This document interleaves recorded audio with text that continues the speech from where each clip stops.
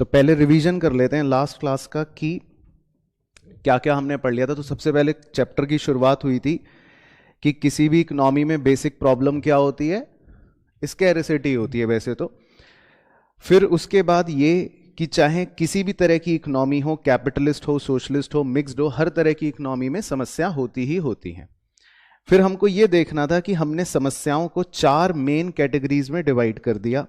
वो 4 समस्याएं क्या क्या हैं कि क्या बनाएं, कैसे बनाएं, किसके लिए बनाएं और भविष्य के लिए कितना प्रोविजन बचा के रखें। तो ये हो गई थी समस्याएं। फिर हमने इन समस्याओं को थोड़ा गहराई से समझा। तो व्हाट टू प्रोड्यूस के अंदर 2 कीवर्ड्स निकले कि कौन से गुड्स बनाएं और कितनी क्वांटिटी में बनाएं।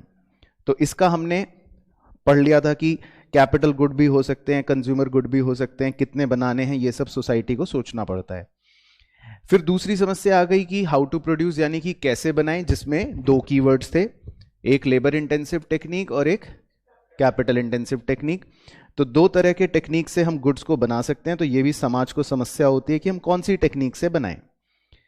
फिर तीसरी समस्या फॉर हुम टू प्रोड्यूस, यानी कि किसके लिए बनाएं, जिसमें एक ही कीवर्ड होता है कि हम अपने आउटपुट को कैसे डिस्ट्रीब्यूट करेंगे। तो अमीरों को कितना बना के देंगे, गरीबों को कितना बना के देंगे। तो ये समस्या हो गई। और चौथी ये कि what provision should be made for economic growth. इसमें सिंपल ये थी कि कहानी की सब कुछ आपको आज ही कंज्यूम नहीं कर लेना, भविष्य के लिए भी कुछ बचा के चलना पड़ेगा। तो ये 4 समस्याएं हमने देख ली कि हो गई। अब परेशानी यहां से हुई कि भाई इन चारों समस्याओं का समाधान क्या होगा। तो वो समाधान बताने के लिए पहले ये बताना जरूरी होता है कि दुनिया के अंदर कितने प्रकार के इकोनॉमिक सिस्टम्स होते हैं। तो आपको मोटा मोटा बताया था कि दुनिया के अंदर 3 प्रकार के इकोनॉमिक सिस्टम्स होते हैं। पहला प्रकार कौन सा था? कैपिटलिस्ट इकोनॉमी, जिस पर हम चर्चा कर रहे थे। बेसिकली हमने खाली उसी के बारे में सीखा और पढ़ा था जितना पढ़ा था। तो कैपिटलिस्ट इकोनॉमी के बारे में आपको बोला था कि इसके बारे में सीखने के लिए अपने मन में आप ये सोचना कि हमारा मोटिव क्या है। प्रॉफिट का मोटिव है, मतलब हम प्रॉफिट कमाना चाहते हैं, ये हमारी सोच है। और इस इकोनॉमी को फ्री मार्केट इकोनॉमी या लेजेस फेयर इकोनॉमी भी कहते हैं। और इसके कुछ उदाहरण दे रखे थे, यूएस, यूके, हांगकांग वगैरह वगैरह। बाकी कुछ इसके कैरेक्टरिस्टिक हमने देख लिए थे कि प्राइवेट ओनरशिप यहाँ पर रहती है, यहाँ पे लोगों के पास आज़ादी होती है, यहाँ पर चॉइस की आज़ादी होती है, मोटिव जो है वो प्रॉफिट का होता है, वो तो हमने खैर पढ़ ही लिया था। इसके अलावा कंज्यूमर जो होता है वो किंग होता है, मतलब यहाँ पर सब कुछ कंज्यूमर के हिसाब से होता है। अगर आपको वो एग्जांपल याद हो कि इन्होंने कहा जूते बनाओ तो आपने जूते बनाए, इन्होंने कहा शर्ट बनाओ तो आपने शर्ट बनाई। तो यहाँ पर कंज्यूमर के हिसाब से सब कुछ होता है। और कंपटीशन जो है वो यहाँ पे बहुत ही तगड़ा होता है, यानी कि कट थ्रोट कह सकते हो होता है। और गवर्नमेंट का इंटरफेरेंस यहाँ पर ना के बराबर होता है या नहीं होता है। ठीक। तो हम कैपिटलिस्ट इकोनॉमी के बारे में समझ चुके थे। फिर हमने ये सीखा कि भाई इस तरह की इकोनॉमी में समाधान कैसे निकाले जाएंगे समस्याओं के। तो पहली समस्या थी कि व्हाट टू प्रोड्यूस, क्या बनाएं। तो इसका समाधान निकला जो कंज्यूमर चाहे। Very good. फिर दूसरी समस्या थी कि कैसे बनाएं, उसका समाधान क्या निकला? जिसमें कॉस्ट कम हो। Very good. फिर तीसरी समस्या ये थी कि किसके लिए बनाएं, तो क्या समाधान निकला? वेरी गुड, जिसकी बाइंग कैपेसिटी हो, अच्छी हो। और चौथा ये कि भाई कैसे हम इन्वेस्ट करेंगे या कैसे हम सेव करेंगे या कैसे निवेश होगा, ये भी कौन डिसाइड करेगा? कंज्यूमर करेगा या प्रोड्यूसर करेगा। और उसको वो किस चीज को ध्यान में रख के करेगा? रेट ऑफ रिटर्न, या तो सेविंग पर या इन्वेस्टमेंट पर। तो यहां तक हम पढ़ चुके थे बेसिकली। ठीक है, यहां तक सब बच्चों को क्लियर है? चलो, तो अब एग्जाम में क्वेश्चन जो है वो काफी बारी आता है घुमा फिरा के एमसीक्यू के अंदर कि कैपिटलिस्ट इकोनॉमी होने का मुझे फायदा बताओ, क्योंकि हर सिक्के के 2 पहलू होते हैं। तो अब हम यहां से शुरू करेंगे आज की पढ़ाई की कैपिटलिस्ट इकोनॉमी होने के फायदे क्या क्या हैं, उसको एक बार देख लेते हैं। Number 1, capitalism is self regulating and works automatically through price mechanism. तो इसमें क्या है कहानी कि भाई ये वाली कैपिटलिस्ट इकोनॉमी के अंदर सब कुछ अपने आप हो जाता है, सेल्फ रेगुलेटिंग है, मतलब जरूरत नहीं है किसी को रेगुलेट करने की। जैसे होता है ना स्कूल में कुछ क्लासेस ऐसी होती हैं जिनको रेगुलेट करने के लिए एक टीचर को अपॉइंट किया जाता है कि भाई बच्चे बहुत शैतान है, इनके ऊपर खड़े रहो, तब जाके ये सुधरेंगे। लेकिन कुछ क्लासेस ऐसी भी होती है जिनमें सारे बच्चे शरीफ होते हैं, सारे बच्चे आपसे विपरीत होते हैं, तो सब बच्चे क्या हैं, वो अपने आप ही अपने आप को रेगुलेट कर लेते हैं, तो किसी अथॉरिटी की जरूरत नहीं पड़ती। तो ये जो कैपिटलिस्ट इकोनॉमी है ये सेल्फ रेगुलेटिंग है, मतलब यहां पर सरकार का कोई भी रोल नहीं होता, और यहां पर सब कुछ सारे काम अपने आप किसके थ्रू हो जाते हैं, प्राइस मैकेनिज्म के थ्रू हो जाते हैं। तो ये सबसे बड़ा कीवर्ड है मेरे हिसाब से तो कैपिटलिस्ट इकोनॉमी के अंदर, प्राइस मैकेनिज्म, क्योंकि यहां पर सब कुछ ही प्राइस मैकेनिज्म के इर्द गिर्द हो रहा होता है। तो प्राइस मैकेनिज्म क्या होता है वो एक बार मैं ब्रीफ में बता देता हूं, हालांकि इसकी डिटेल आपको चैप्टर 4 में सिखाई जाती है। प्राइस मैकेनिज्म का मतलब यह है कि यहां पर सरकार तो है नहीं, तो हम एक तरफ कंज्यूमर्स को खड़ा कर देते हैं, हम कहते हैं भाई कंज्यूमर्स जी आप बताइए आपकी क्या क्या डिमांड है, तो कंज्यूमर्स अपनी डिमांड बताना शुरू करता है। तो जैसा कि आप सब जानते हो कि कंज्यूमर्स जब अपनी डिमांड बताते हैं तो पूरी इकोनॉमी का एक डिमांड कर्व बन जाता है, और डिमांड कर्व कैसा होता है, डाउनवर्ड स्लोपिंग होता है। तो ये शायद आपने पढ़ा हो, पहले नहीं भी पढ़ा तो आगे पढ़ेंगे वैसे। तो पूरी इकोनॉमी का डिमांड कर्व कैसा होता है, डाउनवर्ड स्लोपिंग होता है। फिर जितने भी प्रोड्यूसर्स होते हैं हम उनसे भी पूछते हैं कि भाई तुम भी बताओ तुम क्या क्या सप्लाई करना चाहते हो, तो पूरी इकोनॉमी के प्रोड्यूसर्स भी अपनी अपनी सप्लाई बताते हैं कि हम इतनी इतनी सप्लाई करना चाहते हैं। तो जब हम पूरी इकोनॉमी की सप्लाई बना लेते हैं तो सप्लाई कर्व अपवर्ड स्लोपिंग एक कर्व बन जाता है, तो पूरी इकोनॉमी का सप्लाई कर्व भी बन जाता है। सरकार का कोई रोल नहीं है, डिमांड करने वाले कौन, कंज्यूमर, सप्लाई करने वाले कौन, प्रोड्यूसर्स या सप्लायर्स, है ना, तो सरकार का कोई रोल नहीं है। तो यहां पर सब कुछ अपने आप हो रहा होता है। अब ये आदमी हटा देता हूं, यहां पे सब कुछ अपने आप हो रहा होता है। तो कंज्यूमर्स की डिमांड हो गई, प्रोड्यूसर्स की सप्लाई हो गई, तो फिर उसके बाद क्या होता है कि ऑटोमेटिकली जिस पॉइंट पर डिमांड और सप्लाई इंटरसेक्ट कर जाते हैं तो वहां पर बायर और सेलर की मुलाकात हो जाती है, यानी कि उसको हम कह देते हैं इक्विलिब्रियम पॉइंट। और बस उस इक्विलिब्रियम पॉइंट से ऑटोमेटिकली प्राइस का भी पता लग जाता है कि कितने रुपए का बेचना है, और क्वांटिटी का भी पता लग जाता है कि कितने यूनिट्स खरीदने या बेचने हैं। तो यहां पर सरकार का कोई रोल नहीं होता, यहां पर सब कुछ कैसे चल रहा होता है अपने आप, प्राइस मैकेनिज्म से। तो इसको बोलते हैं प्राइस मैकेनिज्म। ठीक है, क्लियर हो गया पहला पॉइंट। तो ये इसमें फायदा हो गया कि भाई कोई सरकार का रोल नहीं है, तो बढ़िया बात है।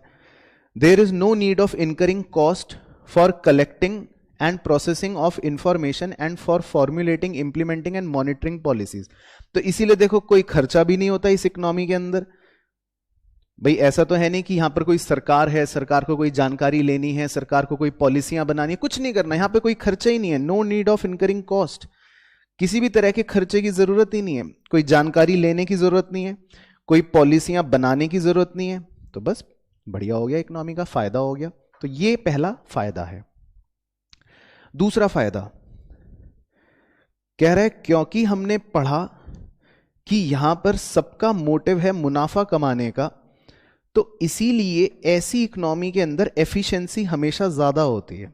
क्योंकि भाई हर व्यक्ति का मोटिव क्या है कि प्रॉफिट कमाना है, तो प्रॉफिट कमाने के लिए आपको कॉम्पिटिटिव होना पड़ेगा, आपको दूसरे से बेहतर होना पड़ेगा। तो जब आप दूसरे से बेहतर होने की भावना के साथ काम करते हो तो ऑटोमेटिकली आपकी एफिशिएंसीज क्या हो जाती हैं, बेहतर हो जाती है ना। तो इकोनॉमी को इसका फायदा मिलता है। तो वो यही कह रहा है कि इस इकोनॉमी के अंदर क्योंकि ड्राइविंग फोर्स जो है वो प्रॉफिट मोटिव होता है, तो इसीलिए इसके परिणाम स्वरूप एफिशिएंसीज ज्यादा होती हैं। और इंसेंटिव टू वर्क, भाई इंसेंटिव टू वर्क का मतलब है कि आप काम क्यों करना चाहते हो, यहां पे प्रॉफिट कमाने के लिए, तो आपके पास एक मोटिव होता है कि हां मैं काम करूंगा ताकि मुझे मुनाफा हो। तो ये भी एक फायदा हो गया। Number 3, process of economic growth जो है ऑब्वियसली यहां पर फिर ज्यादा तेज होगा, क्योंकि यहां पर जब सारे प्रोड्यूसर्स प्रॉफिट के लिए काम करना चाहेंगे तो वो ज्यादा मेहनत करेंगे, ज्यादा प्रोडक्शन होगा इकोनॉमी में, प्रोडक्शन होगा ज्यादा इकोनॉमी में, तो ऐसे में इकोनॉमिक ग्रोथ भी काफी तेज होगी। तो यही लिखा है, this is because the investors try to invest in only those projects which are economically feasible. तो हर व्यक्ति उसी प्रोजेक्ट में निवेश करेगा जिसमें उसको लगेगा कि मेरा फायदा हो सकता है। तो ऐसी इकोनॉमी की इकोनॉमिक ग्रोथ जो है वो तेजी से होती है या ज्यादा तेज होती है। तो जैसे आपने अगर ऊपर एग्जांपल्स याद हो जो इसने दिए थे, यूएस, यूके, है ना, तो ये सब इकोनॉमीज इसीलिए फास्टर ग्रो हुई क्योंकि यहां पर कैपिटलिज्म का बोलबाला काफी है। चौथा फायदा, resources are used in activities in which they are most productive this results in optimum allocation of the available productive resources. तो मतलब सिंपल 3 वर्ड्स हाईलाइट कर देता हूं जो मेन है कि इस इकोनॉमी में रिसोर्सेज का भी सबसे पर्याप्त यूटिलाइजेशन किया जाएगा, उनको बिल्कुल सही जगह उपयोग में लगाया जाएगा। अब जैसे इसका उदाहरण लेने के लिए हम मान लेते हैं कि एक आप थोड़ा सा सरकारी दफ्तर इमेजिन कर लो, सरकारी ऑफिस इमेजिन कर लो। अब वहां पर क्या होता है, वहां पर रिसोर्स तो होते हैं लेकिन वो उस रिसोर्स को सही जगह यूज नहीं करते। कोई भी चीज कहीं भी पड़ी है, कोई भी चीज का पूरा यूटिलाइजेशन नहीं हो रहा। एक आदमी टैलेंटेड है लेकिन उसको चपरासी बना रखा है, तो इसका मतलब वहां पर किसी भी रिसोर्स का प्रॉपर यूटिलाइजेशन नहीं हो रहा। जबकि कैपिटलिस्ट इकोनॉमी में हमारा मोटिव है प्रॉफिट कमाने का, हम चाहते हैं अच्छे से काम कर सके, तो ऐसे में हम अपने रिसोर्सेज को कैसे यूज करेंगे, बहुत अच्छे से यूज करेंगे। तो इसको बोलते हैं अंग्रेजी में ऑप्टिमम एलोकेशन ऑफ रिसोर्सेज, मतलब अपने रिसोर्सेज को सबसे बेस्ट से बेस्ट जगह पर हम एलोकेट कर देते हैं। तो ये भी एक फायदा हो गया। 5वां, there is usually high degree of operative efficiency. तो ये भी आप सेकंड वाले पॉइंट का ही एक रूपांतर समझ लो कि भाई यहां पर कह रहे हैं कि बहुत अच्छी ऑपरेटिव एफिशिएंसी भी होगी। ऑपरेटिव एफिशिएंसी का मतलब होता है कामकाजी, तो मतलब जब काम होगा तो काफी सिंसियरली होगा, आउटपुट उससे काफी अच्छा निकलेगा। मतलब यहां पे मक्कारी नहीं होगी, क्योंकि हर व्यक्ति का मोटिव क्या है, प्रॉफिट कमाना। तो कोई भी अपने आप को थोड़ी ना धोखा देगा, उसका मोटिव ही कमाना है, पैसे कमाने का है, तो वो इसीलिए लगन से काम करता है। तो इसीलिए एफिशिएंसीज जो है, ऑपरेटिव एफिशिएंसीज भी काफी हाई होती हैं। उसके बाद 6, cost of production is minimized as every producer tries to maximize his profit by employing methods of production which are cost effective. तो देखो ये आपने समस्या के समाधान में भी पढ़ रखा था कि इस इकोनॉमी में कॉस्ट जो है वो मिनिमाइज रहती है या कम रहती है, क्योंकि प्रोड्यूसर कौन सा मेथड डिप्लॉय करता है जो उसके लिए कॉस्ट इफेक्टिव हो। तो अगर लेबर इंटेंसिव सस्ता होगा तो वो लेबर से काम करवाएगा, मशीन इंटेंसिव सस्ता होएगा तो वो मशीन से काम करवाएगा। तो यहां पर प्रोड्यूसर की अप्रोच ही क्या होती है कि मेरे को अपनी कॉस्ट कम रखनी है। तो इसीलिए इस इकोनॉमी में कॉस्ट हमेशा क्या रहती है, मिनिमाइज्ड रहती है, क्योंकि प्रोड्यूसर का मोटो ही मुनाफा कमाने का होता है। Number 7, capitalist system offers incentive for efficient economic decisions and their implementation. तो ये पॉइंट को आप लिंक कर सकते हो इस वाले पॉइंट से। कौन से वाले पॉइंट से, सेकंड पॉइंट के सेकंड पार्ट से, इंसेंटिव टू वर्क से। तो कह रहा है कि कैपिटलिस्ट सिस्टम जो होता है वो इंसेंटिव भी प्रोवाइड करता है अगर आप सही डिसीजंस लेते हो, अच्छे डिसीजंस लेते हो और एफिशिएंटली काम करते हो। तो इंसेंटिव क्या प्रोवाइड करता है, बेसिकली मुनाफा आपको अच्छा होगा। तो जो भी प्रोड्यूसर मतलब यहां पे अच्छे से काम करेगा, एफिशिएंटली काम करेगा, तो उसको ये इकोनॉमी उतना फायदा भी देती है, उसको उतना ज्यादा प्रॉफिट भी होगा यहां पर। तो ये कहना चाहता है बेसिकली कि capitalist system offer incentives. Incentives पर आप मार्क करके लिखना चाहो तो लिख भी सकते हो, मतलब वो प्रॉफिट की बात कर रहा है, for efficient economic decisions and their implementation. तो जो प्रोड्यूसर अच्छे से एफिशिएंटली काम करेगा और इकोनॉमिक डिसीजंस लेगा, उसको ये इकोनॉमी बदले में प्रॉफिट्स भी उतने अच्छे देती है। तो ये फायदा है इस इकोनॉमी का। नंबर 8, ये भी बहुत अच्छा पॉइंट है, काफी आया है एग्जाम में, स्टार लगा देता हूं। Consumers are benefited. तो देखो यहां पर इस इकोनॉमी में कंज्यूमर्स के बड़े मजे आते हैं। As competition forces the producer to bring in a large variety of good quality products at reasonable prices। तो देखो जब इतना heavy competition होता है तो ऐसे में प्रोड्यूसर्स के बीच में क्या होगा, एक होड़ होगी कि मेरा प्रोडक्ट जो है वो बहुत अच्छा हो और मैं बाकियों के कंपैरिजन में थोड़ा रीजनेबल दाम पर अपने प्रोडक्ट को बेचूं ताकि लोग मेरे पास ज्यादा आए। तो इसमें फायदा किसका होता है, अल्टीमेटली कंज्यूमर का। तो इस इकोनॉमी में कंज्यूमर जो है वो हमेशा थोड़ा सा बेनिफिटेड रहता है, यानी कि वो फायदे में चलता है। This along with the freedom of choice ensures maximum satisfaction to consumer। तो देखो साथ ही साथ कंज्यूमर को यहां पर फ्रीडम ऑफ चॉइस भी मिलती है और इसीलिए उनको संतुष्टि जो है वो पूरी मिलती है इस इकोनॉमी के अंदर, है ना। और this also results in higher standard of living. और जब कंज्यूमर खुश होगा तो उनकी स्टैंडर्ड ऑफ लिविंग भी बढ़िया चलेगी। तो मतलब सारे पॉइंट्स लिंक्ड हैं एक के बाद एक। तो अल्टीमेट पॉइंट ये कि इस इकोनॉमी में कंज्यूमर जो है वो बेनिफिटेड रहता है, उसके मजे आ रहे होते हैं। उसके बाद और क्या फायदा है, capitalism offers incentives for innovation and technological progress. ये फिर से आप 7th पॉइंट या 2nd पॉइंट से लिंक कर सकते हो कह रहा है ये इकोनॉमी इंसेंटिव भी देती है, अगर आप कोई नई चीज इनोवेट करते हो या कुछ टेक्नोलॉजिकल प्रोग्रेस करते हो, तो भाई इतने सारे आप प्रोड्यूसर्स हो, आप में से किसी एक ने कोई नया इनोवेशन कर दिया, तो आपको मुनाफा फिर ये इकोनॉमी भी भर भर के देगी। तो ये कहना चाहता है कि इस इकोनॉमी में आप कोई नया इनोवेशन लेकर आते हो, कोई टेक्नोलॉजिकल एडवांसमेंट लेकर आते हो, तो आपको यहां पर और अच्छे मुनाफे मिलते हैं, ये इकोनॉमी आपको रिटर्न देती है। तो इंसेंटिव का मतलब प्रॉफिट हो गया। The country as a whole benefits through growth of the business talents, development of research etcetera. तो कह रहे हैं इससे पूरे कंट्री को ही फायदा मिलता है। उसके बाद number 10, capitalism preserves fundamental rights such as right to freedom and right to private property, therefore the participants enjoy maximum amount of autonomy and freedom। तो देखो ये भी एक अच्छा पॉइंट है कि ये फंडामेंटल राइट्स की सुरक्षा करता है। कैपिटलिज्म, ये इकोनॉमी फंडामेंटल राइट्स की सुरक्षा करता है। तो भाई इंसान का फंडामेंटल राइट क्या है कि भाई मैं जो करना चाहूं मुझे करने दो, मुझे कोई मना रोक टोक ना हो। तो जहां पर सरकार होगी तो वहां पे थोड़ा रोक टोक हो सकती है, वहां पर आपको रेगुलेट किया जा सकता है, लेकिन इस इकोनॉमी में कोई रोक टोक नहीं है, जिसको जो करना है वो करे, फ्रीडम ऑफ चॉइस आपके पास है, जहां खर्चा करना है वहां खर्चा कर सकते हो।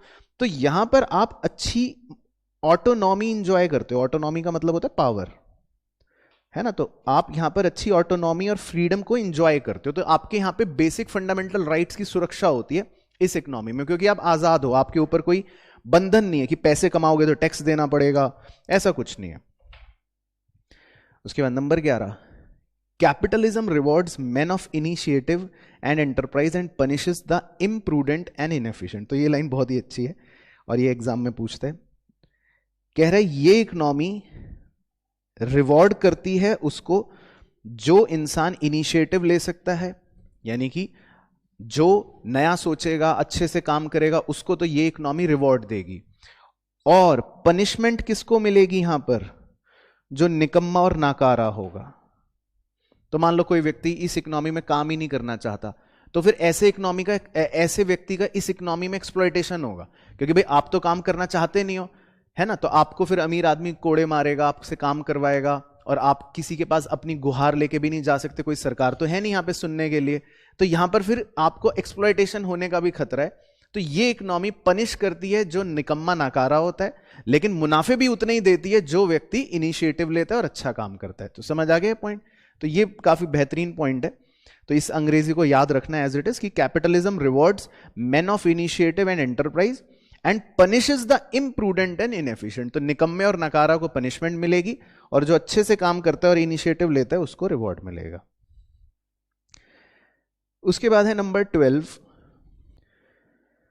तो नंबर 12 जो है वो बच्चों के गले के नीचे उतरता नहीं है, तो इसीलिए इस पे मैं पहले आर का सिंबल लगा देता हूं। मतलब अगर उतरे नहीं तो रट लेना, क्योंकि एग्जाम में पूछेगा तो आपको यही लिखना है। बाकी मैं धक्का मार मार के आपके गले के नीचे से उतार तो दूंगा ही। अब ये कह रहे हैं कि capitalism usually functions in a democratic framework. तो पहले तो बच्चा कहता है सर ये मिसप्रिंटिंग लग रही है मुझे किताब में, हो सकता है नॉट लिखा हो, तो ऐसा कुछ भी नहीं है। वो ये कह रहा है capitalism usually functions in a democratic framework. अब वो ये क्यों कह रहा है? क्योंकि पहले मैं बच्चे की माइंडसेट बता देता हूं। बच्चा डेमोक्रेसी वर्ड सुन के, डेमोक्रेटिक फ्रेमवर्क सुनकर सोचता है भाई डेमोक्रेसी मतलब सरकार की बात हो रही है, ये तो सोशलिस्ट इकोनॉमी हुआ ये। तो डेमोक्रेसी मतलब सोशलिस्ट इकोनॉमी। सीधा बच्चे का दिमाग ऐसे चलता है कि डेमोक्रेटिक फ्रेमवर्क मतलब सोशलिस्ट। और यहां वो कह रहा है कि capitalism usually functions in democratic framework. तो वो उसका नजरिया क्या है वो बता देता हूं कि वो ऐसा क्यों कह रहा है। तो देखो, डेमोक्रेसी किसे कहते हैं? मोटा डेमोक्रेटिक फ्रेमवर्क का क्या मतलब होता है? मोटे डेमोक्रेटिक फ्रेमवर्क का यह मतलब होता है कि जहां पर लोगों के पास आजादी हो, जहां पर लोगों के पास फंडामेंटल राइट्स जो हो उनके सुरक्षित हों, उसको डेमोक्रेटिक फ्रेमवर्क बोलते हैं। तो ये आप लिख लो डेमोक्रेटिक फ्रेमवर्क के बादल में कि डेमोक्रेटिक फ्रेमवर्क का मतलब है, हिंदी में लिख देता हूं चलो मैं, कि फंडामेंटल राइट्स सुरक्षित हैं। भाई आपको जो करना है वो करो, है ना, कोई रोक टोक नहीं है, जहां खर्चा करना है करो। इस तरह को डेमोक्रेटिक फ्रेमवर्क कहते हैं मेनली। तो अभी अभी आपने ऊपर कौन से पॉइंट में पढ़ा? कौन से में पढ़ा? 10th में पढ़ा, है ना, कि कैपिटलिज्म प्रिजर्व्स, वो सुरक्षित रखता है फंडामेंटल राइट्स को। तो इसीलिए ये 12th पॉइंट बन गया कि capitalism usually functions in democratic framework. इसका मतलब है कि यहां पे आजादी है। डेमोक्रेटिक फ्रेमवर्क का मतलब यहां पर उस सेंस में कह रहे हैं कि यहां पर जो है आपके फंडामेंटल राइट सुरक्षित रहेंगे, आपके पास फ्रीडम ऑफ चॉइस रहेगी, आपके पास आजादी रहेगी। तो इसीलिए कैपिटलिज्म में एक डेमोक्रेटिक फ्रेमवर्क में या डेमोक्रेटिक फ्रेमवर्क का माहौल रहता है, यहां पर आपके ऊपर पाबंदियां नहीं होंगी, ये मतलब है इसका।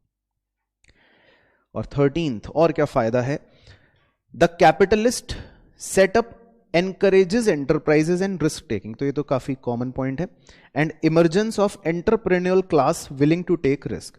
तो भाई ये वाली इकोनॉमी जो है ये एंटरप्रेन्योर्स को काफी एनकरेज करती है ना। तो इसीलिए आप देखते हो यूएस यूके में क्या होता है, बहुत सारे एंटरप्रेन्योर्स वहीं से जन्मे हैं, वहीं पे पले बड़े हैं, और आज भी वहीं पे सबसे ज्यादा एंटरप्रेन्योर्स हैं, क्योंकि यूएस जो है वो कैपिटलिज्म को प्रमोट करती है। तो ऐसी इकोनॉमी जो है वो लोगों को प्रोत्साहित करती है कि भाई आप इनोवेट करो, आप एंटरप्रेन्योर बनो। तो इस इकोनॉमी का ये एक फायदा भी है। तो सारे फायदे क्लियर हो गए पॉइंट वाइज पॉइंट। अब सिक्के को रिवर्स कर देते हैं। अब इस इकोनॉमी के कुछ डीमेरिट्स जो हो सकते हैं वो भी देख लेते हैं कि भाई ऐसी इकोनॉमी में डीमेरिट्स क्या हो सकते हैं। तो number 1, there is vast economic inequality and social injustice under capitalism. लो जी, तो दो बातें शुरू में ही आ गई। तो आर्थिक इनइक्वालिटी होगी और सामाजिक अन्याय होगा। तो दोनों बातें बिल्कुल इंटरलिंक्ड है। सामाजिक अन्याय तो इसलिए होगा, आपको पहले ही बताया कि जो व्यक्ति शक्तिशाली है, बलशाली है पैसों से, वो किसको मारेगा, पीटेगा, एक्सप्लॉइट करेगा, गरीब व्यक्ति को। और सरकार तो यहां पे होती नहीं बचाने के लिए।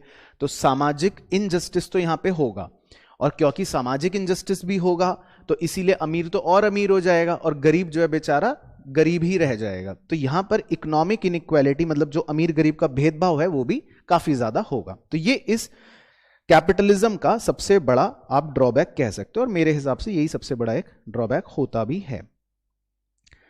अच्छा, वो इसी के आगे कह रहा है, inequalities reduce the aggregate economic welfare of the society as a whole and split the society into two classes, namely the haves and the have-nots, sowing the seeds of social unrest and class conflict। तो यहां पर थोड़ी अंग्रेजी, classic अंग्रेजी का इस्तेमाल करा है, पर आप उस क्लासिक अंग्रेजी के शब्दों को रटने की कोशिश ना करें तो बेहतर है। सिंपल भाषा में वो ये कह रहा है कि इस तरह की इनइक्वालिटी से ओवरऑल इकोनॉमिक वेलफेयर जो होता है सोसाइटी का वो कम होता है। भाई मान लो किसी सोसाइटी में, किसी समाज में अमीर लोग गरीब लोगों का शोषण कर रहे हैं, तो उस सोसाइटी को एज अ होल तो आप देख के यही कहोगे ना ये बेकार है, चाहे उसमें 100 में से 98 लोग अमीर हो और 2 गरीब हो। लेकिन अगर वो 98 2 लोगों का शोषण कर रहे हैं तो ओवरऑल आप उस समाज के बारे में क्या कहोगे कि बेकार है या उसका वेलफेयर नहीं हो रहा। तो वो यही कह रहा है कि इनइक्वालिटी जो है वो रिड्यूस कर देती है ओवरऑल सोसाइटी के वेलफेयर को एज अ होल, और कह रहा है वो समाज को 2 हिस्सों में बांट देती है। It splits the society in 2 classes, haves and have nots. Haves का मतलब जिनके पास है, जो अमीर हैं, और हैव नॉट्स मतलब जिनके पास कुछ नहीं है, जो गरीब हैं। तो वो इस डिजाइनर अंग्रेजी का इस्तेमाल कर रहा है। सिंपल भाषा में इस पॉइंट का मतलब ये है कि कैपिटलिज्म अमीर और गरीब के को डिस्टिंग्विश करती है और उनके बीच के भेदभाव को बढ़ा देती है। उसके बाद दूसरा demerit, under capitalism there is precedence of property rights over human rights. तो बढ़िया पॉइंट है ये। यहां पर हम प्रॉपर्टी राइट्स को ज्यादा तवज्जो देते हैं, ज्यादा इंपॉर्टेंस देते हैं। मतलब ऐसे लिख लेता हूं बाजू में कि भाई यहां पर पूंजी को ज्यादा इंपॉर्टेंस मिलती है, इंसान को नहीं। आदमी मरे तो मरे, हमें क्या, हमको तो अपने मुनाफे से मतलब है। तो अगर मतलब हमको यहां पर प्रॉपर्टी राइट्स जो है उसको ज्यादा इंपॉर्टेंस देते हैं, मेरे पास प्रॉपर्टी है तो मतलब मैं अपने आप को ज्यादा बेहतर समझूंगा, या किसी और के पास प्रॉपर्टी है तो मैं उसकी प्रॉपर्टी को लेना चाहूंगा, बाकी हमें ह्यूमन राइट से यहां पे कोई मतलब नहीं होता। तो ये एक डीमेरिट हो गया। समझ आ गया पॉइंट? तो ये था प्रॉपर्टी ओवर ह्यूमन राइट। इसके बाद है third, economic inequalities lead to wide differences in economic opportunities and perpetuate unfairness in the society। तो ये सिंपल फर्स्ट पॉइंट का ही एक्सप्लेनेशन हो गया कि भाई इससे जो है इकोनॉमिक अपॉर्चुनिटीज में भी डिफरेंसेस बढ़ेंगे। तो जिनके पास जो अमीर है उनको ज्यादा अपॉर्चुनिटी मिलेंगी, लेकिन जो गरीब है उनको कम अपॉर्चुनिटी मिलेंगी। तो ये सिंपल पॉइंट कह रहा है। तो कह रहा है इसीलिए ये अनफेयरनेस जो है ये बढ़ती रहेगी, होती रहेगी, मतलब ये जन्मों जन्मांतर तक चलती रहेगी। उसके बाद number 4, the capitalist system ignores human welfare. तो ये भी नाम से क्लियर हो गया। तो कैपिटलिस्ट इकोनॉमी जो है ये ह्यूमन वेलफेयर को इग्नोर करती है, क्योंकि यहां पर लोगों का मोटिव ही क्या है, प्रॉफिट कमाना। तो हमको परवाह नहीं है बाजू में कोई मर रहा है कोई जी रहा है, हमें कोई मतलब नहीं है, हमको अपने मुनाफे से मतलब है। उसके बाद number 5, due to income inequality the pattern of demand does not represent the real needs of the society.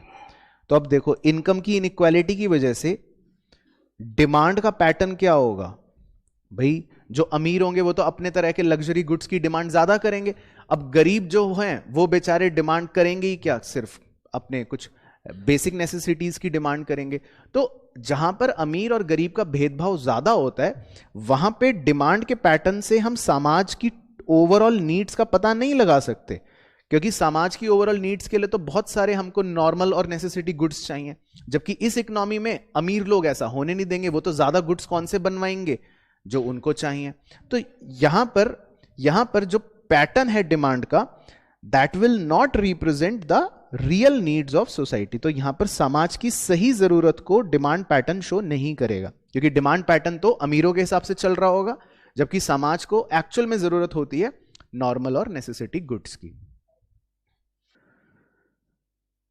फिर है जी इसके बाद number 6, exploitation of labour is common under capitalism. तो शुरू के 3 वर्ड्स ही इसमें मेन हो गए।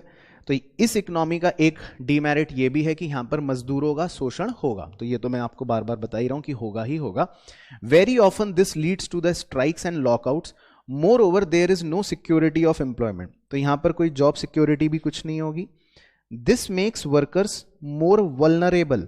तो इसीलिए यहां पर वर्कर्स जो होते हैं बहुत वल्नरेबल होते हैं। वल्नरेबल का मतलब है एक जगह से दूसरी जगह से तीसरी जगह छोड़ते रहेंगे बार बार, क्योंकि यहां पर कोई सरकार तो बैठी नहीं है जो नियम बना रही है, कोई जॉब सिक्योरिटी तो है नहीं, जिसको जहां पैसे ज्यादा मिले वो वहां पे चला जाएगा। तो ऐसी इकोनॉमी में वर्कर्स जो होते हैं वो वल्नरेबल होते हैं, मतलब बहुत ज्यादा फुदकते रहेंगे बंदर की तरह, उसको वल्नरेबल बोलते हैं। इसके बाद है number 7, consumer sovereignty is a myth. ओ तारा, क्योंकि ये भी बच्चों के गले से डाइजेस्ट नहीं होता। सर तब तो आपने सिखाया था कंज्यूमर भगवान है। तो भाई जैसे बहुत से लोग कहते हैं भगवान काल्पनिक बात है, मिथ है, नहीं मानते, तो ये पॉइंट भी वही कह रहा है कंज्यूमर सोवरेनिटी इज मिथ। कह रहा कुछ नहीं है। As consumers often become victims of exploitation. कह रहे कई दफे तो कंज्यूमर बल्कि एक्सप्लॉयटेशन का शिकार हो जाते हैं। Excessive competition and profit motive work against consumer welfare. अब मैं समझाता हूं कैसे, ये पॉइंट वो क्यों कह रहा है। भाई देखो, प्रोड्यूसर्स के बीच में होड़ लगी हुई है मुनाफा कमाने की। तो कई बार प्रोड्यूसर्स के बीच में मुनाफा कमाने की इतनी होड़ हो जाती है कि वो फिर अपने प्रोडक्ट्स को चीप करना शुरू कर देते हैं। वो मान लो आप लाल मिर्च खरीदने गए, उसमें उन्होंने ईंट का पाउडर मिला दिया, या मान लो आप कुछ और खरीदने गए, उसमें कुछ और गंदी मिलावट कर दी, सस्ता कर दिया। तो ऐसे में अल्टीमेटली नुकसान किसका हो रहा है, कंज्यूमर का।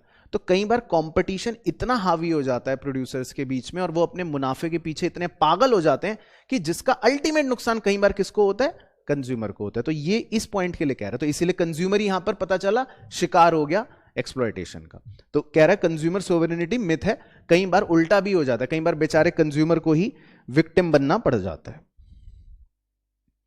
उसके बाद number 8, there is misallocation of resources as the resources will move into the production of luxury goods. तो देखो ये पॉइंट काफी पॉइंटों से लिंक कर जाएगा ऑटोमेटिकली। कह रहे हैं यहां पे रिसोर्सेज का हम कह सकते हैं कि मिस एलोकेशन भी हो सकता है, क्योंकि ज्यादातर रिसोर्सेज तो हम कहां पर डाइवर्ट कर देंगे, लग्जरी गुड्स में। क्योंकि भाई सीधी बात है, यहां पर अमीर लोग ज्यादा रहते हैं या उनका ज्यादा बोलबाला है, तो देश के रिसोर्सेज ज्यादा किसके प्रोडक्शन में लग जाएंगे, ऑटोमेटिकली लग्जरी गुड्स के प्रोडक्शन में लग जाएंगे। तो there can be a possibility of misallocation of resources. उसके बाद number 9, less of merit goods like education and health care will be produce.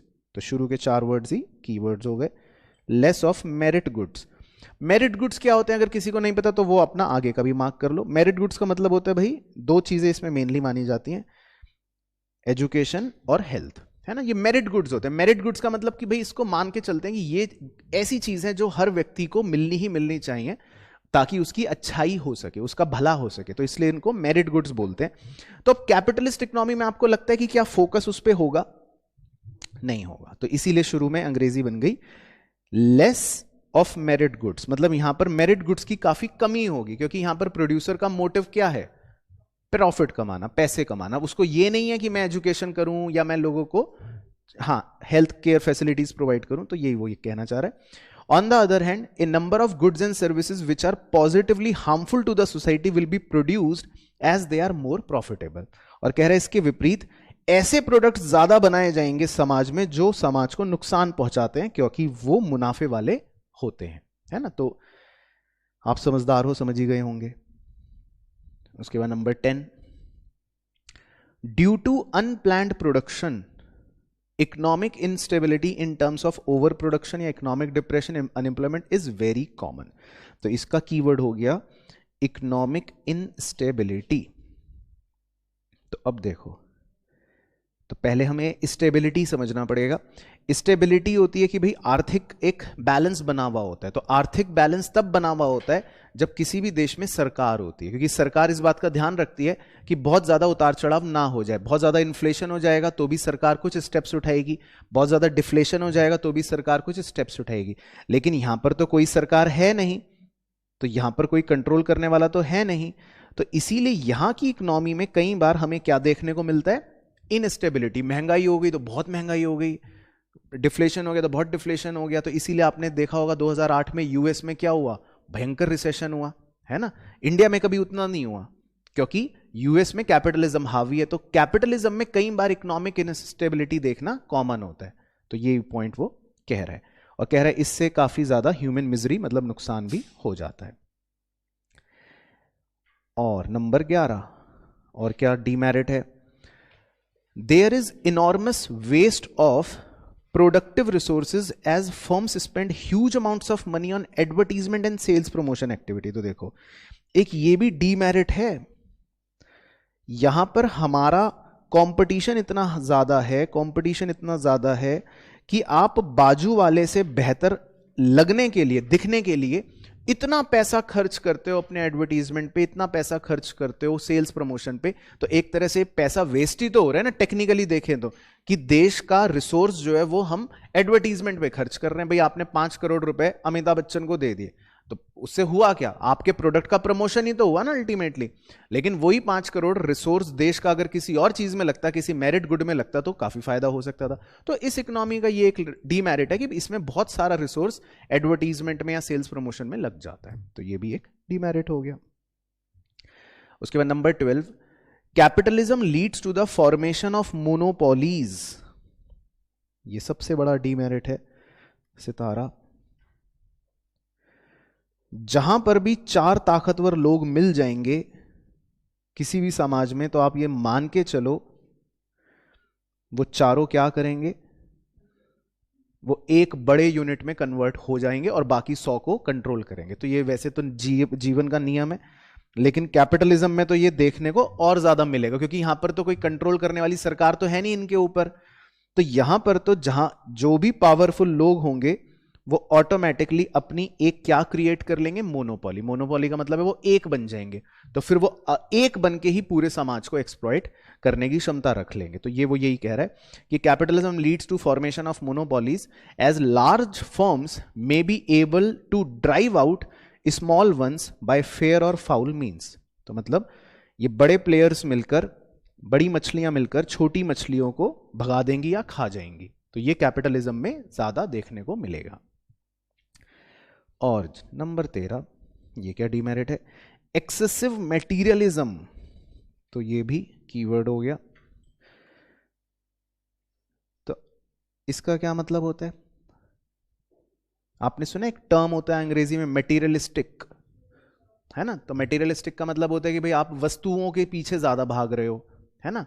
तो एक्सेसिव मटेरियलिज्म का भी मतलब वही मतलब है कि कैपिटलिस्ट इकोनॉमी में लोग समाज की भलाई की, लोगों को अच्छी एजुकेशन की, मतलब वैल्यूज की बात तो कोई करेगा नहीं, सिर्फ चीजों की बात होगी कि भाई तेरे पास कौन सा आईफोन है, अच्छा मैं तो ये वाला खरीदूंगा, मैं वो वाला खरीदूंगा, मैं तो डायमंड खरीदूंगा, मैं ये करूंगा, मतलब सारा कुछ किस पर बेस्ड होगा? मटेरियल्स पर। तो इस इकोनॉमी में क्योंकि लोगों का, प्रोड्यूसर्स का मोटिव ही प्रॉफिट कमाने का है, तो वो अपनी सोच, उनकी बातें और सब कुछ क्या होगा? मटेरियलिस्टिक होगा। तो इस इकोनॉमी में एक्सेसिव क्या होगा? मटेरियलिज्म होगा, है ना। As well as conspicuous and unethical consumption leads to environmental degradation. तो यहां पर ऐसी गतिविधियां होंगी जिससे कहीं ना कहीं पर्यावरण को नुकसान तो पहुंचेगा ही, है ना, क्योंकि प्रोडक्शन ज्यादा होगा, धुआं निकल रहा है तो निकलने दो फैक्ट्री से, क्या पड़ी है, क्योंकि सबका फोकस क्या है? पैसे कमाने पर। तो ऐसे में लोग समाज की, पर्यावरण की चिंता नहीं करते। तो इस इकोनॉमी के अंदर आपको ये भी एक डीमेरिट देखने को मिलेगा।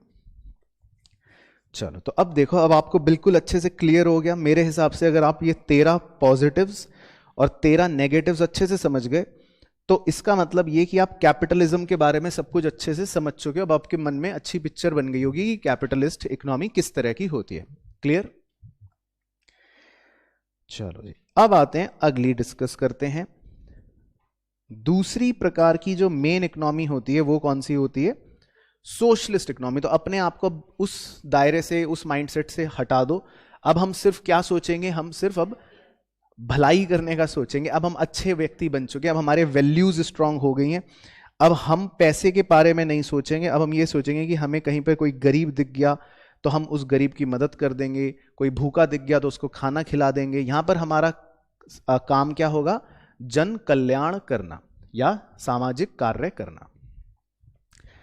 The concept of socialist economy was propounded bye, तो प्रोपाउंडेड मतलब एक तरह से किसने ये इनिशिएट करा था? चलो जी, तो पहला एमसीक्यू क्वेश्चन आ गया, Karl Marx and Friedrich Engels. तो ये पूछ लेगा भाई सोशलिस्ट इकोनॉमी किसने प्रोपाउंड करा था? तो ये आपको याद रखना पड़ेगा, कार्ल मार्क्स और फ्रेडरिक एंजल्स ने करा था। इन देयर वर्क, उन्होंने किताब निकाली थी, या पब्लिकेशन समझ लो निकाला था। क्या नाम था उनकी किताब का? The communist manifesto. ओके, तो ये बन गया आपका सवाल नंबर 2। और फिर वो पूछ लेगा कब निकाली थी ये किताब?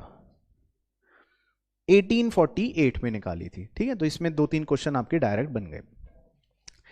अब in this economy the material means of production, यानी कि factory, capital, mine etcetera are owned by whole community represented by the state. तो यहीं से नाम पढ़ने की देखो आपको अब पता लग जाएगा कि शुरुआत हुई। तो यहां पर जो साधन होते हैं उनको एक कम्युनिटी ओन करती है, और उस कम्युनिटी को हम स्टेट कह देते हैं। मतलब और सिंपल भाषा में स्टेट का मतलब होता है, अगर आपको लिखना है, जिसको हम गवर्नमेंट कह रहे हैं आज के जमाने में, तो उसको स्टेट कहते हैं या सरकार। तो यहां पर सारे साधन जो है वो कौन ओन करता है? एक कम्युनिटी ओन करती है, और कम्युनिटी को जनरली स्टेट कहा जाता है। तो इसीलिए ये नाम पड़ गया। All members are entitled to get benefit from the fruits of such socialized planned production on the basis of equal right. A socialist economy is also called as, अगले सवाल आ गए, तो इसका घर का नाम क्या होता है? Command economy. ट्यूशन का नाम क्या होता है? Centrally planned economy. तो ये उसके अदर नेम्स हैं, ये भी याद रखने। Here the resources are allocated according to the commands of centrally planning authority. कह रहे हैं यहां पर रिसोर्सेज का एलोकेशन किसके कमांड पर होता है? सेंट्रल प्लानिंग अथॉरिटी के कमांड पर होता है। तो इसीलिए नाम में कमांड इकोनॉमी है, कि कोई कमांड करेगा, मतलब कोई ऑर्डर देगा, सरकार ऑर्डर देगी कि ऐसा करना है, ऐसा करना है। और सेंट्रल प्लानिंग अथॉरिटी का मतलब सरकार ही होता है एक तरह से। Therefore market forces have no role. तो यहां पर यहां पर मार्केट के फोर्सेस का कोई रोल नहीं है। कंज्यूमर डिमांड विमांड कर रहा है, कोई मतलब नहीं है। प्रोड्यूसर सप्लाई वप्लाई कर रहा है, कोई मतलब नहीं है। तो यहां पर डिमांड और सप्लाई का कोई रोल नहीं है। जो भी डिसीजन लेगा वो कौन लेगी? सरकार लेगी, वो अपना कमांड करेगी। तो under a socialist economy production and distribution of goods are aimed at maximizing the welfare of the community as a whole. तो इसलिए यहां पर उनका उद्देश्य ही क्या होता है कि हमारी अपनी कम्युनिटी की क्या हो? वेलफेयर मैक्सिमाइज हो। तो आई होप आप समझ गए होंगे। अब इसके देखते हैं कैरेक्टरिस्टिक, इन्हीं से निकल जाएंगे सारे। तो सबसे पहले देखो नंबर 1, कलेक्टिव ओनरशिप। तो कलेक्टिव ओनरशिप का मतलब है कि यहां पर ओनरशिप जो होती है वो कलेक्टिव होती है। इसका मतलब ऐसा नहीं है कि यहां पर सिर्फ कुछ ही चुनिंदा लोग होंगे जिनके पास पावर्स होंगी, सबके पास बराबर की पावर या काइंड ऑफ बराबर की पावर्स ही होंगी। तो there is collective ownership of all means of production except small farms, workshops and trading firms which may remain in private hands.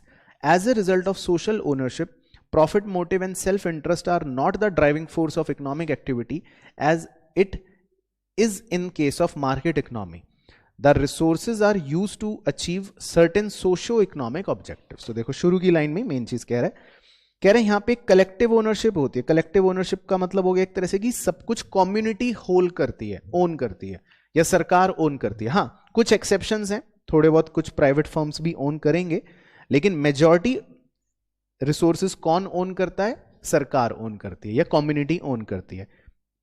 और वो इसीलिए कह रहे हैं, इसीलिए यहां पर इनका उद्देश्य जो होता है कुछ सोशियो इकोनॉमिक ऑब्जेक्टिव्स को पूरा करने का होता है, ना कि प्रॉफिट कमाने का होता है।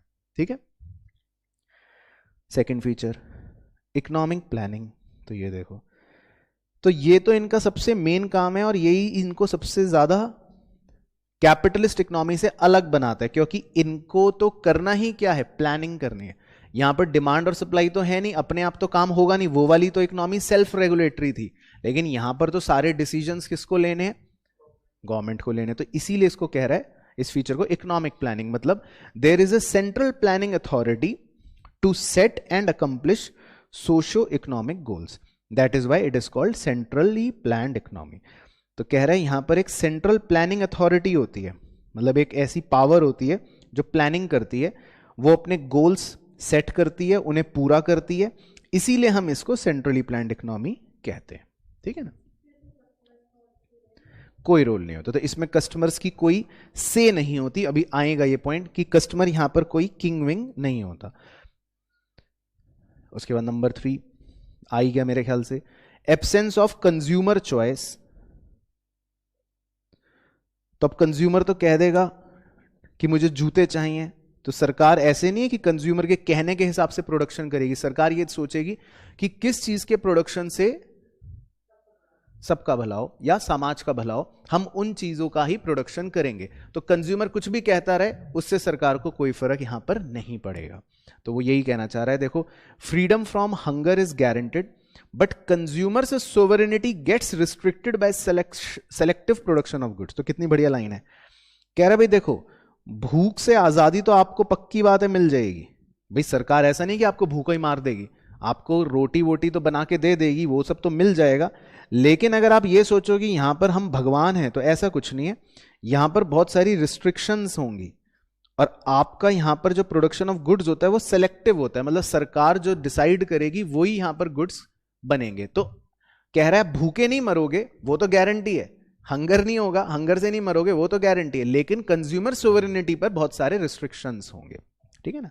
तो वो यही कह रहा है, the range of choice is limited by planned production, however within that range an individual is free to choose what he likes the most. The right to work is guaranteed. देखो भाई, आपको काम मिलेगा, ये गारंटी रहेगी, but the choice of occupation gets restricted. लेकिन आप सोचो मैं कुछ भी कर लूंगा, वो रिस्ट्रिक्शन रहेगी। तो हो सकता है आपको अपने मन मर्जी का जो भी आप करना चाहते हो वो करने की आजादी ना मिले। भाई आप सोचो कि मैं ऐसी बोल रहा हूं कि भाई मैं कहीं पर भी एक शराब की दुकान खोल लूं, तो वो आपको सोशलिस्ट इकोनॉमी में आजादी नहीं मिलेगी कि कहीं पर भी आप शराब की दुकान खोल लो।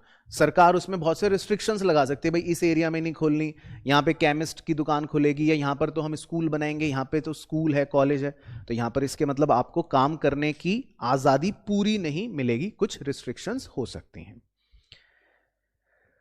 चौथा feature, relatively equal income distribution. तो ये आपके कैपिटलिस्ट इकोनॉमी के डीमेरिट से समझ लो एक उल्टा पॉजिटिव वाला पॉइंट सोशलिस्ट में आ गया।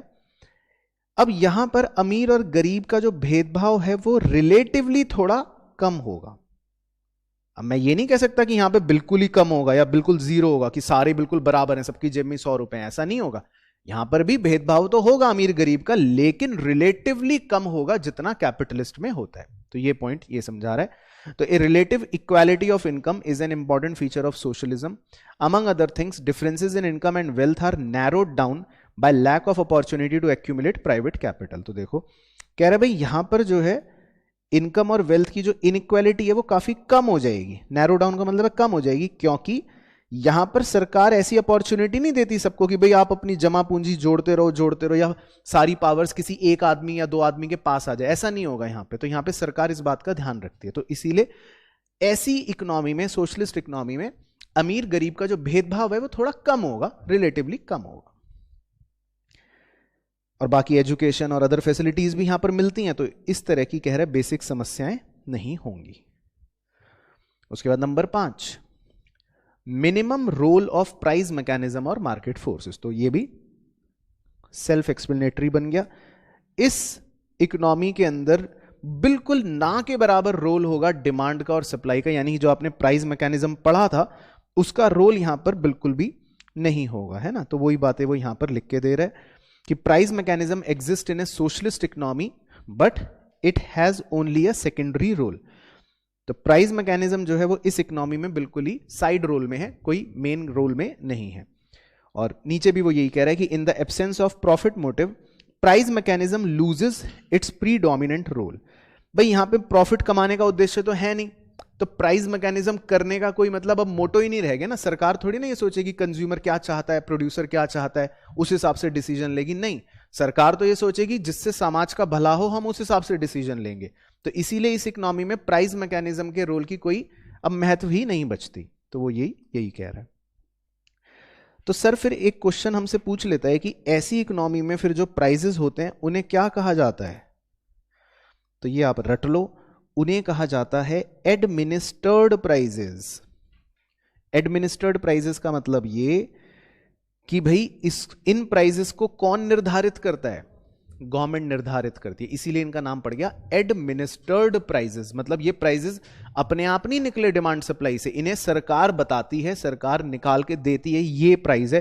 भाई ये मेडिसिन बेच रहे हो तो 10 रुपए की बेचोगे, इससे ज्यादा की नहीं। तो सरकार यहां पे दाम जो है वो निर्धारित करती है, इसीलिए इनको बोलते हैं एडमिनिस्टर्ड प्राइजेस। और छठा, एब्सेंस ऑफ कंपटीशन। सही बात है, कैपिटलिस्ट में तो बहुत कंपटीशन था, क्योंकि वहां पे कंपटीशन के पीछे का एक मोटो था मुनाफा कमाने का। अब यहां पर थोड़ी ना कोई मोटो मुनाफा कमाने का है, तो यहां पर कंपटीशन आप करोगे भी किस चीज का, कि कौन भाग के जल्दी से गरीब को रोटी खिलाएगा।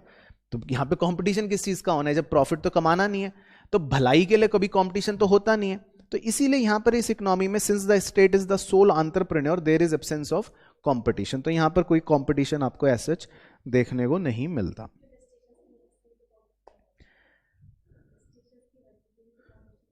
हाँ, ये भी कह सकते हैं रिस्ट्रिक्शंस की वजह से भी कंपटीशन कम हो जाता है या नहीं होता, क्योंकि यहां पर सारा कंट्रोल ही कौन करती है, वो भी यही कह रहे हैं। देखो, since state is the sole entrepreneur, तो यहां पे अकेली एक तरह से एंटरप्रेन्योर कौन होती है, सरकार होती है ना। स्टेट मतलब सरकार।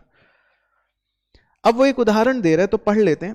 कह रहे the erstwhile USSR was an example of socialist economy। मतलब जब पहले यूएसएसआर हुआ करती थी एक जमाने में, कह रहा है वो एक एग्जाम्पल हुआ करती थी सोशलिस्ट इकोनॉमी का 1917 से 1990 तक। फिर तो शायद आपको पता ही होगा उसके टुकड़े हो गए थे। In today's world there is no countries purely socialist. हा, तो आज के जमाने में तो प्योरली सोशलिस्ट तो कोई भी नहीं है, तो इसलिए ये तो हाइपोथेटिकल हो गया। लेकिन कह रहा है हाँ, बट कुछ एग्जाम्पल्स हम ले सकते हैं, थोड़ा बहुत देख सकते हैं जहां पर सोशलिज्म देखने को मिल जाता है। तो वियतनाम है, चाइना है, नॉर्थ कोरिया, तो ये सब कुछ उदाहरण वो दे रहा है। चलो अब आते हैं जी, आखिर सोशलिस्ट इकोनॉमी के फायदे क्या होंगे। अब देखो यहां पर आपको सीधा फायदा ये मिलता है, अगर आपने कैपिटलिस्ट इकोनॉमी के डीमेरिट्स अच्छे से समझ रखे थे तो बोलो एक बार हाँ। वो अच्छे से समझ लिए थे ना 13 पॉइंट्स। तो जितने भी कैपिटलिस्ट इकोनॉमी के डीमेरिट्स हैं, बस आप समझ लो वो सारे के सारे ही ऑलमोस्ट क्या बन जाएंगे, सोशलिस्ट इकोनॉमी के या सोशलिज्म के मेरिट्स बन जाएंगे। तो अब यहां पर मुझे आपको एक एक पॉइंट को डिटेल में समझाने की जरूरत नहीं पड़ेगी, आप अपने आप वहां से लिंक करते चलोगे तो काम आसान होता रहेगा और वो ही निकलेंगे भी पॉइंट्स। तो देखो क्या क्या पॉइंट्स है। Number 1, equitable distribution of wealth and income. तो समझ गए, यहां पर इनकम का डिस्ट्रीब्यूशन कैसा होएगा, थोड़ा सा इक्वल होगा, अमीर गरीब का भेदभाव कम होगा। Number 2, rapid and balanced economic development is possible in socialist economy. यहाँ पे इकोनॉमिक डेवलपमेंट भी जो होगा वो कैसा होगा, थोड़ा बैलेंस्ड होगा। ऐसा नहीं कि अमीर तो बहुत अमीर हो गया, गरीब बेचारे एक्सप्लॉइट हो गए, तो ऐसा भी नहीं होगा।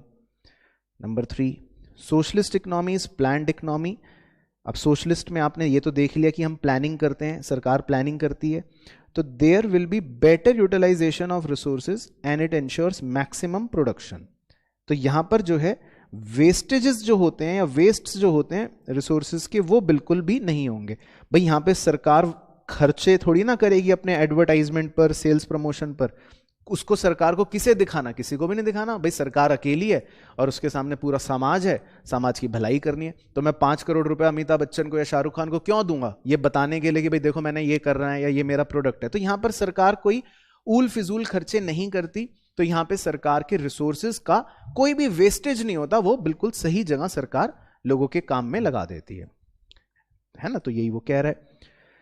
इसके अलावा in planned economy unemployment is minimised. ये देखो यहां पे इसको आप उस पॉइंट से लिंक कर सकते हो, यानी कि यहां पे इकोनॉमिक स्टेबिलिटी बनी रहती है, उन्होंने लिखा भी है वैसे। तो यहां पे ऐसा नहीं है कि एकदम से बेरोजगारी बढ़ गई या एकदम से बिजनेस फ्लक्चुएशंस आ गए, ऐसा कुछ नहीं होगा, एक स्टेबिलिटी बनी रहेगी। तो सरकार के होने का ये फायदा होता है कि इकोनॉमी के अंदर एक स्टेबिलिटी बनी रहती है। Number 5, absence of profit motive. तो भाई यहां पर प्रॉफिट मोटिव तो है नहीं, तो इसीलिए ऐसी इकोनॉमी में इक्वालिटी, बेहतर वेलफेयर समाज का, ये सारी चीजें जो हैं ये प्रमोट होंगी। Number 6, socialism ensures right to work and minimum standard of living to all the people. Socialism में भी क्या बताया था, अभी एक पॉइंट आया था कि आप एक तो भूखे नहीं मरोगे, बोला था ना, और आपको काम भी मिलेगा। हाँ, ऐसा नहीं है कि जो करना चाहो वो, उतनी आजादी नहीं है, लेकिन हाँ काम मिल जरूर जाएगा। तो इस सोशलिस्ट इकोनॉमी में या सोशलिज्म में आपको कम से कम अधिकार पक्का मिलेगा काम करने का, और एक मिनिमम स्टैंडर्ड ऑफ लिविंग जो है वो भी आपकी रहेगी ही रहेगी। ऐसा नहीं कि बिल्कुल ही आप खत्म हो गए, एक्सप्लॉइट हो गए, ऐसा नहीं होगा। Number 7, under socialism the labourers and consumers are protected from exploitation by employers. तो ये देखो यहां पर शोषण नहीं होगा, आप उससे सुरक्षित रहोगे। तो ऐसा नहीं है कि आपका एम्प्लॉयर या आपका मतलब कोई और मोनोपोली क्रिएट करके आपको एक्सप्लॉइट कर दे, क्योंकि यहां पर सरकार है तो सरकार आपको सुरक्षित रखेगी, आपकी प्रोटेक्शन का ध्यान रखेगी। Number 8, there is provision of comprehensive social security under socialism and this make citizens feel secure. तो देखो एक बहुत ही बड़ा बेनिफिट कि ऐसे सोशलिस्ट इकोनॉमीज के अंदर सोशल सिक्योरिटी स्कीम्स भी तरह तरह की होती हैं, जो वहां के सिटीजन्स को थोड़ा सा ये सुरक्षित महसूस करवाती हैं कि ठीक है भाई हम थोड़े से सोशली सिक्योर्ड हैं, कल को नौकरी नहीं रही, काम नहीं रहा, तो एटलीस्ट हमारे पास कुछ प्रोविडेंट फंड के पैसे और ये वो तो हो जाएगा। तो सरकार इन चीजों का भी यहां पर ध्यान रखती है। तो क्लियर हो गए सारे फायदे। फिर आ जाओ जी, सोशलिज्म का नुकसान क्या होगा। तो इसको आप किससे लिंक कर सकते हो, कैपिटलिज्म के मेरिट से। तो जो उसके फायदे थे वो यहां पर हम नुकसान बनाकर भी समझ सकते हैं, या लिख भी सकते हैं, या सोच भी सकते हैं। Number 1, socialism involves the predominance of bureaucracy and the resulting inefficiency and delays, moreover there may be corruption, red tapism, favouritism etcetera. तो भाई देखो अब जहां पर सरकार की इन्वॉल्वमेंट होगी तो कहीं ना कहीं ब्यूरोक्रेसी का डोमिनेंस होगा। ब्यूरोक्रेसी का मतलब होता है कि एक के ऊपर एक, एक के ऊपर एक, एक के ऊपर एक, ऐसे ऐसे बाबूगिरी होगी, है ना, नौकरशाही होगी और करप्शन होगा। तो वहां पर धीरे धीरे फिर ये सब चीजें भी होंगी। तो ये इसका एक ड्रॉबैक होता है। तो जहां पर भी सरकार का रोल आ जाता है, तो सरकार को चलाने के लिए, अब ऐसा तो है नहीं कि भाई सरकार मतलब एक आदमी है, सरकार का मतलब तो एक तरह से बहुत सारे लोगों की चेन हो गई। कोई सबसे ऊपर बैठा है, फिर वो कोई उसके नीचे बैठा है, कोई उसके नीचे बैठा है, कोई उसके नीचे बैठा है, कोई उसके नीचे बैठा है। तो वहां पर क्या होगा, बाबूगिरी ज्यादा होगी, वहां पर क्या है, करप्शन होने की संभावना ज्यादा होगी, वहां पे चीजें जो है डिले होने की संभावना ज्यादा होगी। अब सरकारी ऑफिस में आप काम करवाने जाओ तो टाइम लगेगा, यही काम प्राइवेट कंपनी में या किसी प्राइवेट बैंक में जाओ तो जल्दी हो जाएगा। तो ये एक डीमेरिट है सोशलिज्म का। दूसरा, ये आपने पढ़ ही लिया, it restricts the freedom of individuals. तो भाई आपको यहाँ पे आज़ादी नहीं है, बस बात खत्म। तो यहाँ पर आप सब कुछ वो नहीं कर सकते जो आप चाह रहे हो कि मैं ये भी कर लूँ, वैसे खर्च कर लूँ, तो आपको पूरी आज़ादी नहीं है, रिस्ट्रिक्शंस हैं। Number 3, socialism takes away the basic right such as right to private property. तो देखो यहां पर आपको अपनी, ऐसा नहीं कि प्राइवेट प्रॉपर्टी कितनी भी रख सकते हो आप संपत्ति, वो भी अधिकार नहीं है, वो भी आपसे छीन लिए जाते हैं यहां पे। तो ये बेसिक राइट आपसे यहां पे छीन लिया जाता है। Number 4, it will not provide necessary incentive to hard work. कह रहा भाई यहां पे काम करने का कोई इंसेंटिव ही नहीं है, मेहनत करके क्या करोगे। तो यहां पर आपको, वहां पर कैपिटलिस्ट इकोनॉमी में तो मेहनत करने के बदले में इकोनॉमी आपको क्या देती है, प्रॉफिट देती है। लेकिन यहां पर आप मेहनत कर भी लोगे तो क्या मिलेगा, कुछ नहीं, यहां पे कोई प्रॉफिट तो मिलना नहीं है। तो यहां पर कोई इंसेंटिव नहीं होता काम मेहनत करने का। 5वां, administered prices are not determined by the forces of market on the basis of negotiations between buyers and sellers, there is no proper basis for cost calculation. तो अब देखो भाई, अब यहां पर हमने ये तो कह दिया कि प्राइजेस जो हैं वो मार्केट फोर्सेस से नहीं निकलेंगे और उन्हें तो सरकार निकालेगी। तो सरकार कौन सा बिल्कुल दूध की धुली, और सरकार कौन सी भगवान का मतलब आशीर्वाद लेकर आई है कि जो वो प्राइस निकाल देगी वो बिल्कुल सटीक होगा, उसका भी क्या भरोसा। तो वो यही कह रहा है कि भाई there is no proper basis for cost calculation. तो बिना डिमांड और बिना सप्लाई के सरकार जो एडमिनिस्ट्रेड प्राइजेस निकालती है, तो दैट इज नॉट 100% एक्यूरेट, उसमें अंडर एस्टिमेशन या ओवर एस्टिमेशन हो सकती है। तो ये भी एक लिमिटेशन हो गया। इसके अलावा number 6, state monopolies created by socialism will sometime becomes uncontrollable. This will become more difficult to regulate than the private monopolies under capitalism. तो देखो स्टेट मोनोपोलीज, नई टर्म्स। तो स्टेट मोनोपोली का मतलब है कई बार सरकार ही अपनी मोनोपोली बना ले, तो फिर तो ये और घातक हो जाएगा, फिर तो बिल्कुल खतरनाक हो जाएगा। तो वो यही कह रहा है कई बार सोशलिज्म में अगर स्टेट मोनोपोली बन जाती है तो वो तो बिल्कुल ही अनकंट्रोलेबल हो जाती है। कह रहा है वो तो इनफैक्ट कैपिटलिस्ट की प्राइवेट मोनोपोली से भी ज्यादा मुश्किल हो जाती है रेगुलेट करनी। तो जहां पर सरकार ही अगर मोनोपोली बना ले, सरकार ही सोच ले कि अब हमारे पास शक्तियां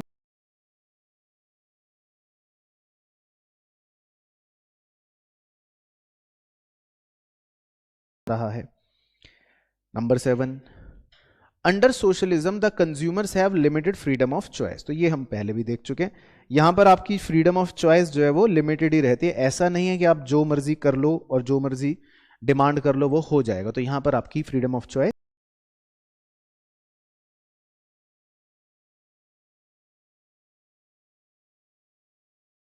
not rewarded according to their efficiency, this acts as a disincentive to work.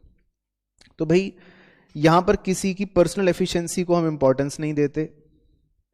Capitalist में तो जो मजदूर अच्छा काम करता है उसको हम ज्यादा पैसे देते हैं, लेकिन यहां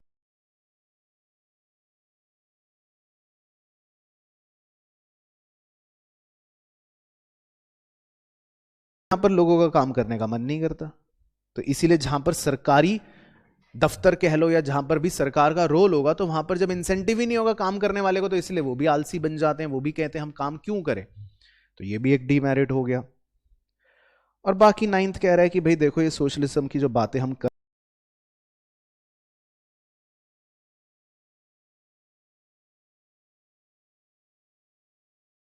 तरह की सोशलिस्ट इकोनॉमी इसीलिए दुनिया में कहीं देखने को भी नहीं मिलेगी। तो सब बच्चों को क्लियर।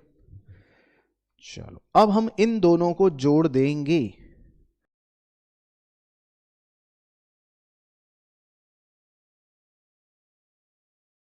बताओ क्यों।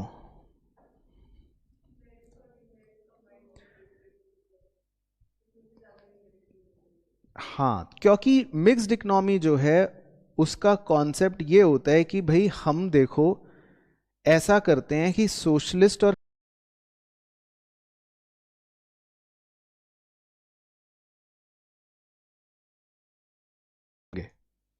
उनको मिलाकर एक इकोनॉमी सिस्टम या इकोनॉमिक सिस्टम बनाए।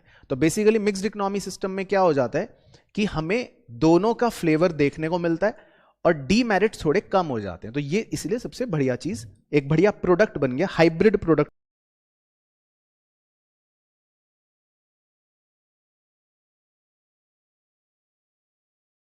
markets and government for allocation of resources.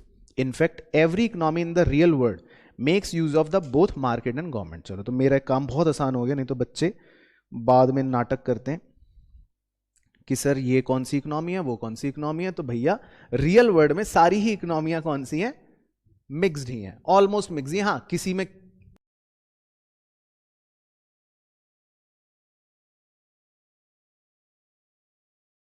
सारी इकोनॉमियां वैसे कौन सी हैं? मिक्स्ड ही हैं, है ना, क्योंकि उसमें दोनों का यूज होता है. देखो, मार्केट का भी और सरकार का भी. बाकी इनके बारे में हम देख लेते हैं आगे चल के. देखो यही बात इसमें लिख रहा है, in mixed economy the aim is to develop a system which tries to include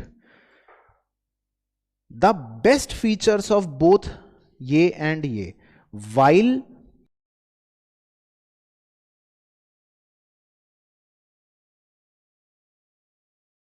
दोनों के हमने बेस्ट फीचर्स को लिया और कोशिश ये करी कि इनके डीमेरिट्स को ना लिया जाए. तो मतलब एक बेस्ट प्रोडक्ट बनाने की कोशिश की गई. ठीक है ना. It appreciates the advantages of private enterprise and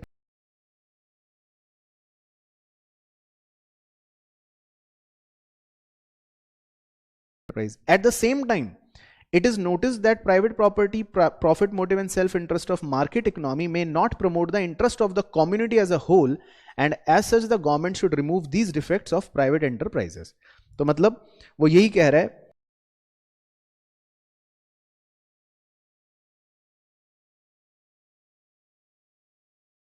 लेकिन उससे समाज का कल्याण नहीं हो पाता. तो इसीलिए सरकार के रोल को रखना भी जरूरी है ताकि इन कमियों को सरकार जो है वो पूरा कर सके. बाकी for this purpose the government itself must run important and selected industries and eliminate the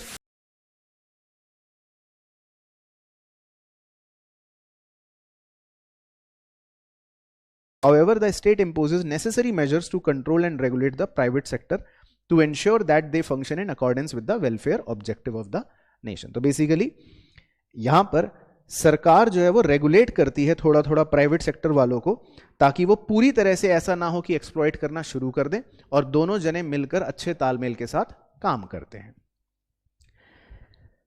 तो अब इसमें एक बहुत ही बढ़िया पॉइंट है जिस पर इस साल क्वेश्चन भी आया था फीचर्स के अंदर. तो पहला फीचर वैसे तो सबको पता ही है नाम से, को existence of private and public sector. तो मतलब ये कि मिक्स्ड इकोनॉमी में आपको प्राइवेट और पब्लिक सेक्टर दोनों का ही मिश्रण दिखेगा. अब क्वेश्चन ये था कि इसमें कितने सेक्टर होते हैं, तो ये आपको ध्यान रखना है. मिक्स्ड इकोनॉमी में 3 सेक्टर्स होते हैं. आमतौर पे बच्चा क्या लिखता है आंसर, मिक्स्ड इकोनॉमी में कितने सेक्टर होते हैं? 2. बच्चा क्या लिखता है? 2, एक प्राइवेट एक पब्लिक. जबकि एक्चुअल में जो सही आंसर था इसका वो ये कि मिक्स्ड इकोनॉमी में कितने सेक्टर्स होते हैं? 3 होते हैं. तो आपको 3 भी पता होने चाहिए, नाम तो अभी मैं बताऊंगा आपको. एक हो गया जी प्राइवेट सेक्टर. तो प्राइवेट सेक्टर का मतलब मोटा मोटा ये समझ लो कि 100% कंट्रोल किसका है? मुकेश अंबानी का, मतलब प्राइवेट आदमी का. दूसरा हो गया पब्लिक सेक्टर. तो पब्लिक सेक्टर का मतलब क्या कि इसमें 100% कंट्रोल किसका है? सरकार का. और तीसरा सेक्टर कंबाइंड सेक्टर. तो इसका मतलब इसमें किसका वो रोल है? दोनों का. अब किसमें कितना मसाला है वो अलग हो सकता है भाई, 80-20 हो, 40-60 हो, 50-50 हो, 51-49 हो, 31-69 हो, या कुछ भी हो, उससे हमें क्या. लेकिन जहां पर भी दोनों का रोल हो गया तो उस सेक्टर का नाम क्या हो गया? Combined sector. तो मिक्स्ड इकोनॉमी में कितने सेक्टर होते हैं जी? 3, है ना. तो ये बात इसमें इंपॉर्टेंट हो गई. बाकी कह रहा है मिक्स्ड इकोनॉमी के कुछ मेरिट्स हैं. कह रहा है देख लो, वैसे तो हमें पता ही है कि इसके अंदर मेरिट्स जो होंगे वो कौन सी इकोनॉमी के अवेलेबल जो हमने पढ़ रहे हैं वही वाले होंगे, कैपिटलिस्ट के भी और सोशलिस्ट के भी, है ना. तो पढ़ लेते हैं एक बार फटाफट, छोटे से मेरिट्स हैं. Economic freedom and existence of private property which ensures incentive to work. तो भाई देखो यहाँ पे प्राइवेट सेक्टर वालों का रोल है, तो इसीलिए यहाँ पर काम करने का इंसेंटिव है. उन्हें लगेगा कि हाँ मेहनत करेंगे तो मुनाफा मिलेगा. दूसरा, प्राइस मैकेनिज्म और competition forces the private sector to promote efficient decision making and better resource allocation. तो ये वाला भी किसका मेरिट है? एक तरह से कैपिटलिस्ट का। मैं ऐसा सिंबल बना देता हूं तो आपको पता लगता रहेगा। पहला वाला भी किसका मेरिट था? कैपिटलिस्ट का, है ना, काम करने का इंसेंटिव था। थर्ड में कह रहा है consumers are benefited through consumer sovereignty and freedom of choice, capitalist का, वेरी गुड, है ना, अपना रिवीजन भी हो रहा है। Number 4, appropriate incentive for innovation and technological progress, capitalist का फायदा, है ना। उसके बाद number 5, encourages enterprise and risk taking, capitalist का फायदा। Number 6, advantages of economic planning and rapid economic development on the basis of plan, socialist, है ना, तो क्योंकि यहां पर प्लानिंग भी होती है तो उसका भी फायदा मिलेगा। Comparatively greater economic and social equality, socialist, तो यहां पर इक्वालिटी भी ज्यादा रहेगी, भेदभाव कम होंगे। फ्रीडम फ्रॉम एक्सप्लॉयटेशन, है ना। Number 8, disadvantage of cut throat competition averted through governments legislative measures such as environment and labour regulation, socialist, तो यहां पर कट थ्रोट कॉम्पिटिशन के डिसएडवांटेज को भी सरकारी तौर तरीकों से खत्म कर दिया जाएगा। कई लेबर लॉज बनाए जाएंगे ताकि समाज में जो मजदूर है उसको भी सुरक्षा मिल सके। तो मतलब कैपिटलिस्ट और सोशलिस्ट दोनों के क्या हो गए? मिक्स्ड मेरिट्स हो गए। और लास्ट में बस वो यही कह रहा है, पढ़ लो ताकि कंक्लूड हो जाए हमारा चैप्टर भी और बात भी।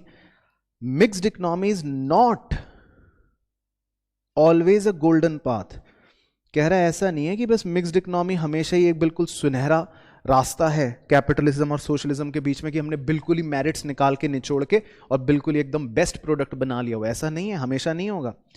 It could also suffer from substantial uncertainties, इसमें भी कुछ अनिश्चितताएं हो सकती हैं।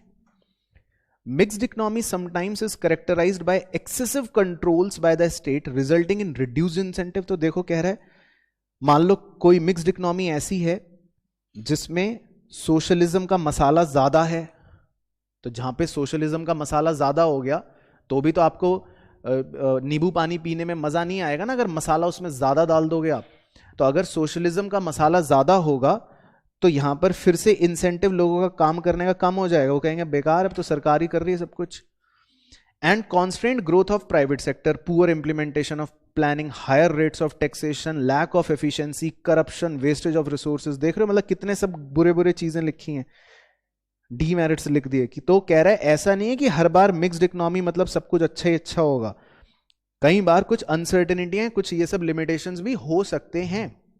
More over it is very difficult to maintain a proper balance between the private and public sector. In the absence of strong government initiatives, the private sector is likely to grow disproportionately. तो कह रहा है बहुत मुश्किल होता है एक proper balance को बना पाना, और अगर सरकार अच्छे इनिशिएटिव नहीं लेगी तो फिर प्राइवेट सेक्टर वाले जो हैं वो डिस्प्रोपोर्शनेटली बढ़ना शुरू कर जाएंगे, फिर उनकी ताकतें बढ़नी शुरू हो जाएंगी अगर सरकार समय पर कोई निर्णय नहीं लेगी। The system would then resemble capitalism with all its disadvantage, और फिर धीरे धीरे वो कैपिटलिज्म का प्रतीक बन जाएगा। तो मतलब वो ये कह रहा है कि जरूरी नहीं है कि मिक्स्ड इकोनॉमी हर बार अच्छी ही हो, उसमें अगर कोई भी मसाला ज्यादा हो गया तो वो खराब भी हो सकती है। चलो तो क्लियर हो गई सारी कहानी, तो पूरा फुल चैप्टर क्लियर, समस्याएं क्या हैं और दोनों प्रकार की इकोनॉमीज क्या हैं, दोनों प्रकार की इकोनॉमीज के मेरिट्स डीमेरिट्स क्या हैं, और दोनों को मिलाकर मिक्स्ड इकोनॉमी क्या है विद कंक्लूजन। क्लियर? चलो तो डन।